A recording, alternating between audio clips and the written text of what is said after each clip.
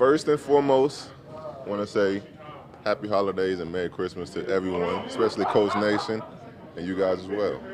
So, yeah. Speaking of that, Anthony, favorite Christmas gift you've ever gotten and why? When I was younger, probably like 9 or 10 years old, my auntie got me a glow-in-the-dark football. That was probably one of my favorites. Slept in the bed with me every night, so probably one of my favorites ever. What's it like to think of your first Christmas as a father? That's pretty cool, honestly. Got my boy a trampoline. He likes to jump around a lot, so I got him a trampoline. This year I went a little light on the gifts. I didn't really, go too crazy for the fam, but it's a blessing to get to spend it with the family. Anthony, just going back to MetLife Stadium, you guys found success, obviously, in that dramatic ending. What's the comfort level heading back there? I guess I'd say it's pretty normal comfort level. Just playing in any stadium, I guess it's comfortable just playing football, just getting used to the fields and just understanding. I guess us being there and winning the game there already this year, I guess there's a little bit more comfortability for us. But every game's a new game, new opportunity for us to go out there and showcase what we can do. But we're excited to get back, up there and just go get a W. How did it maybe validate the work you put in when you can win? Like in the Jets game, a lot of passing, this last game a lot of running, but just winning in different ways. I think it's great for our team just to find ways to win. It's kind of hard to get W's in this league, but anyway we could find a way to get a W. Whether that's getting the receivers involved a lot or getting JT rolling how we did this previous week. Anyway we could find a way to get a W. That's what we're looking forward to. Anthony, how are you wired in the fourth quarter when you really need something? The touchdown drive to win games, or even the through being sort of rise to that occasion? I think it's just me just playing all the way to the clock hits zero. I never think about like fourth quarter moments or anything like that. I just try to play until the game's over, and it just happens sometimes that most of it happens in the fourth quarter. So I just try to play through the whistle and just play through the clock the whole game. Also, what's your impression of Clinton? I thought he was there, but now he's a baller, man. I appreciate that guy a lot. Just talking to him every day, every week.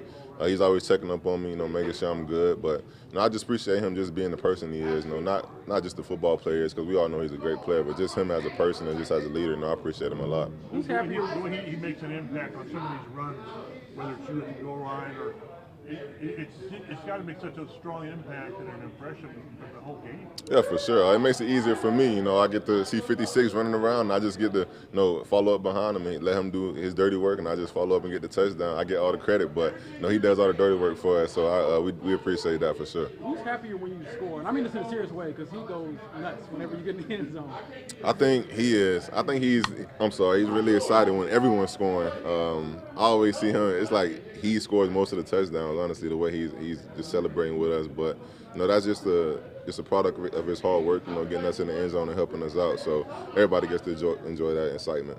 I know you explained the rugby thing. Can you maybe clarify, like when you are playing with that ball or throwing it around, like what does that do to help mechanics-wise? Like, because in my thinking, I'm like, okay, you said it makes a football feel like a Nerf ball. You make a lot of footballs like Nerf balls. So what's the theory behind it? I guess it's more so mental for me. Just honestly, just feeling like the football is easier to throw after I use the rugby ball to warm up. I think it's been working. Mentally, just getting my mind right, feeling the football, it feeling different. But it's all about mechanics, and sometimes the rugby ball can make it a little different, but it's all just arm angles and stuff, and just learning how to combat that. A lot of you played rugby in high school, so you give me tips on? Nah, I haven't asked him that. I'm trying to stay safe. Trying to stay out of trouble on the field. So I haven't got to him about that physicalness yet. Anthony, the mentality of this team right now, with all the scenarios, all the outside noise, how impressive has it just that you guys are able to still just take care of your business? Man, one game at a time. That's our mindset. That's our thought process. We can't rely on anything else. Especially not the outside noise, because we got no control over that. We know that we can control what we do every day in this building. Putting in the work and the preparation to go out there and get W's and just making it work on Sunday and just keeping our season alive. You started 14 or 15 years now or something. Are you still seeing new things that you're learning each week, or are you starting to does this make sense, like looks and things like that? Are they starting to be more familiar, or do you feel like you're still learning and building? Yeah, definitely still learning, but it is getting a little bit more familiar for me. It's getting easier for me to recognize certain coverages and certain pressures, just to go out there and play throughout the offense. But every week I'm always seeing something new. Defense try to throw certain things at us to throw the game off, throw the offensive plan off. But that's how you just go out there, adjust and react, and just play football. You have a game like you did on Sunday where you're used mostly as a runner. This late in the season, do you feel those hits the next day a little bit more? What's like the next day recovery after? Man, from the start of the season, you're going to feel those hits in the next day. It's kind of weird because I was telling my family, like, in college, I didn't really get sore. But in NFL, it's a different breed, different game. You know, you got some grown men out there playing football, so it's always a little different, you know, getting tackled by those guys. But, you know, it's all part of it. You just got to keep adjusting and just keep your body right so you can keep performing. You had a couple, like, explosive runs, you know, the last few weeks. You didn't have as many maybe early in the season. Why do you think those are coming for you? I think it's us learning, you know, how to get guys open in space throughout the offense, you know, using JT and using myself, you know, to get the run game going a little bit more, using different type of schemes and just trying to find the weaknesses of the defenses and just attack those. So I think we've been doing a great job of that, game planning, and just got to keep it rolling. Have you become a smarter runner yourself, just through the reps that you've had? Maybe, I don't know. I feel like I've just been playing the same throughout my whole life. You know, if I see an open hole, I'm going to take it. If not, you know, the rest is just football. Anthony, how proud are you of JT after what happened out in Denver to come back with that performance this past Sunday? You know, it's always exciting to see that dude just do what he does. It's fascinating, honestly, just to see him hit a gap and just take it to the house.